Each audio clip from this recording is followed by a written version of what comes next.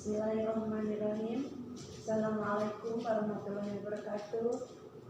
Salam kenal dengan saya Idria Kusmaniati. Mudah-mudahan teman-teman dalam keadaan sehat dan tetap semangat.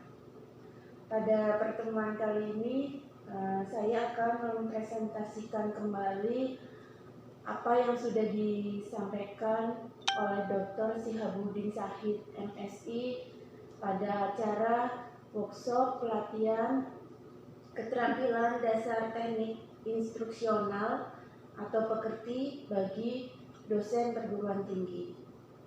Tema yang diambil adalah strategi pembelajaran dan motivasi belajar.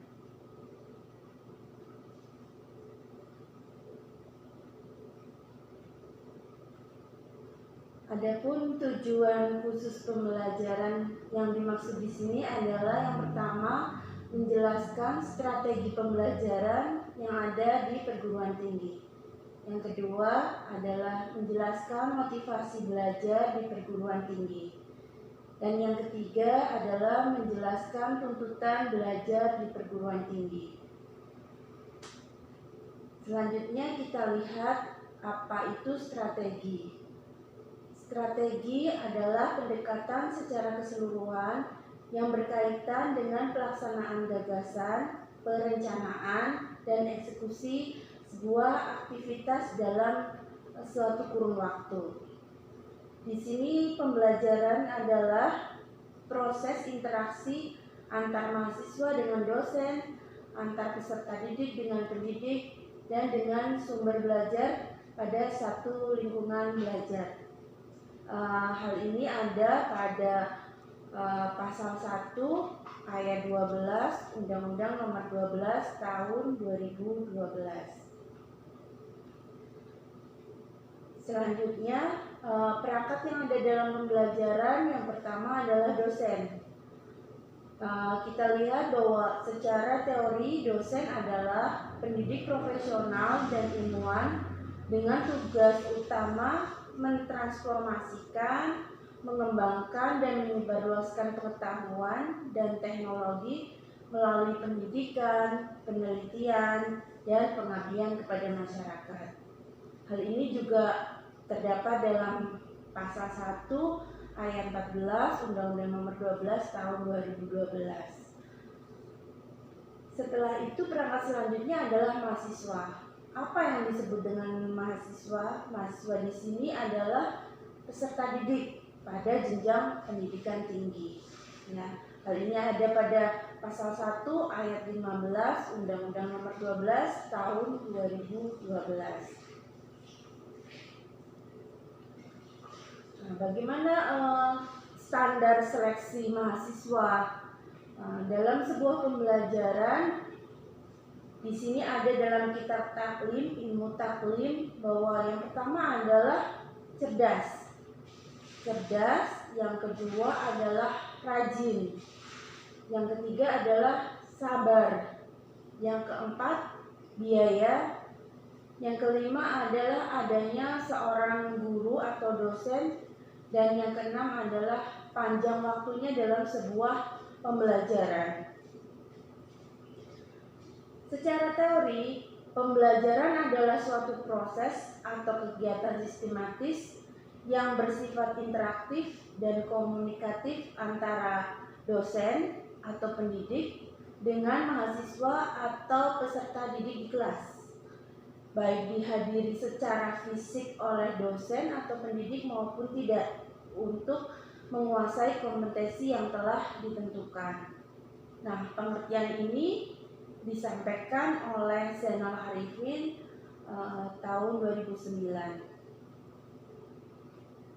Sedangkan pembelajaran menurut Dimyati dan Mujiono adalah suatu kegiatan dosen atau pendidik secara terprogram dalam desain instruksional untuk membuat mahasiswa atau peserta didik belajar secara aktif yang menekankan pada penyediaan sumber belajar. Apa yang dimaksud dengan pembelajaran itu sendiri? Pembelajaran adalah suatu sistem instruksional yang terdiri atas beberapa komponen yang meliputi tujuan, bahan ajar, mahasiswa atau peserta didik, dosen atau pendidik, metode, media, dan evaluasi yang dapat meningkatkan kemampuan, yaitu kemampuan kognitif, kemampuan afektif, dan kemampuan psikomotorik, agar mahasiswa atau peserta didik menjadi lebih baik dalam komunikasi dan interaksi kepada dosen atau pendidik. Nah, di sini akan dibahas strategi pembelajaran menurut beberapa para ahli.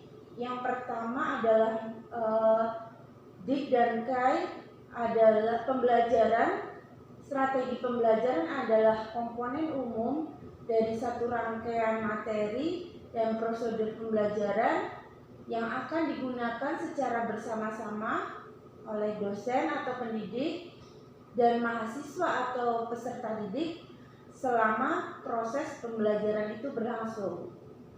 Sedangkan menurut Hilda, yang dimaksud dengan strategi pembelajaran di sini adalah urutan atau pola perilaku dosen atau pendidik untuk dapat mengakomodasikan semua variabel pembelajaran secara sadar dan sistematis.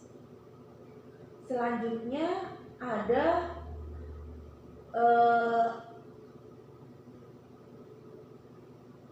strategi pembelajaran menurut Suparman. Yang dimaksud strategi pembelajaran menurut Suparman adalah gabungan antara beberapa rangkaian kegiatan, cara mengorganisasikan materi pembelajaran mahasiswa atau peserta didik, bahan, peralatan, dan waktu yang digunakan untuk proses pembelajaran dalam mencapai tujuan kegiatan pembelajaran yang ditentukan. Masih ada beberapa pengertian strategi pembelajaran. Di sini selanjutnya adalah menurut Entin Solihatin tahun 2012, di mana yang dimaksud dengan strategi pembelajaran adalah pendekatan secara menyeluruh dalam suatu sistem pembelajaran yang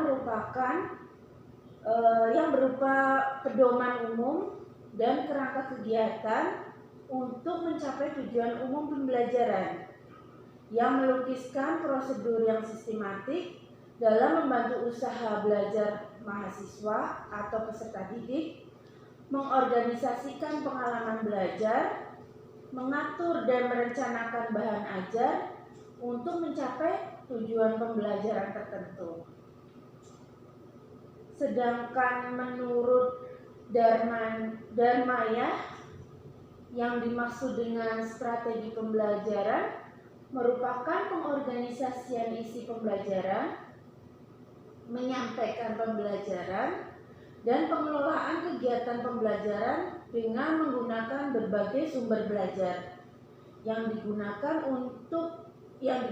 oleh dosen atau pendidik guna menunjang terciptanya proses pembelajaran yang efektif dan efisien. Jadi secara keseluruhan bisa disimpulkan di sini yang dimaksud dengan strategi pembelajaran merupakan suatu prosedur pembelajaran dalam membantu usaha belajar mahasiswa atau peserta didik, mengorganisasikan pengalaman belajar, mengatur dan merencanakan bahan ajar agar tercipta proses pembelajaran yang lebih efektif dan efisien untuk mencapai tujuan pembelajaran.